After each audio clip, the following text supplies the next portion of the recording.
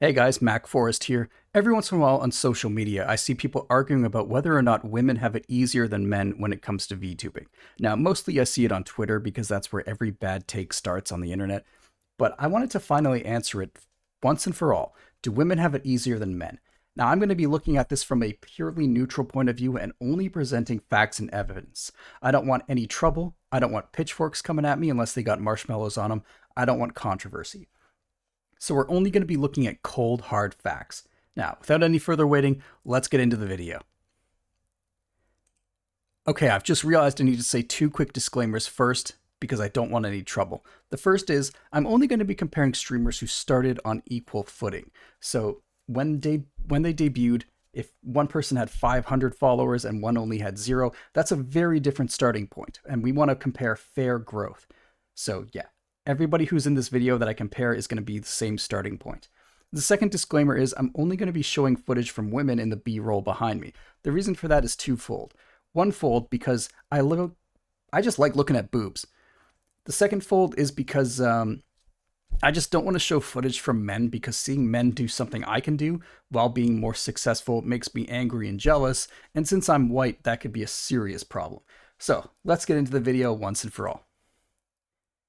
Okay, I've just realized that I can't talk to women because I'm socially incompetent, and I wouldn't want to show anybody's footage on this here video without asking their permission first. And I can't do that if I can't talk to women. So we have a problem. Luckily, as usual, I have a solution. Me. Now that we have this B-roll footage going on, we can talk about the issue. Do women really have it easier than men when it comes to streaming? It's not like a target audience thing or something like that. It's just... Oh, hold on. I've realized now that putting myself in a wig in the context of this video might be in bad taste. And again, I don't want any trouble at all. So let's just jump right into the information without any B-roll. Just blue background. It's fine. So here's the start of our information. Now, as you can see here, we have two beautiful, very, very clear, not censored at all bar graphs because I want this information to be easily legible by everybody. The top streamer is called, and the bottom is a streamer called. And as you can see, they started at the same point. As we go up through the graph, it fluctuates a little bit. Now, this graph is followers versus days since debut. But the ending point is pretty much the same, and that's not what the really mean people on Twitter want to hear. They don't want to hear that this is the answer. So maybe we should move on to some other data.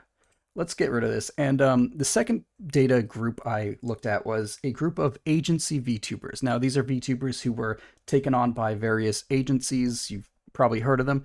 But for the purposes of privacy, I have censored their identities completely.